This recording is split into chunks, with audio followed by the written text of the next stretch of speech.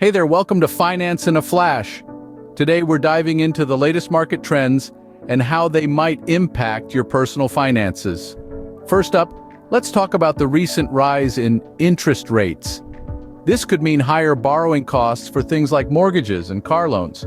If you're in the market for a big purchase, now might be the time to lock in a lower rate.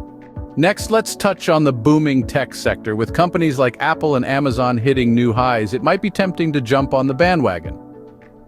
Just remember to diversify your portfolio to reduce risk. And how about those record-breaking stock market gains?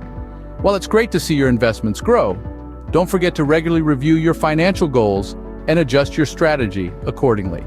In conclusion, staying informed about market trends is key to making sound financial decisions.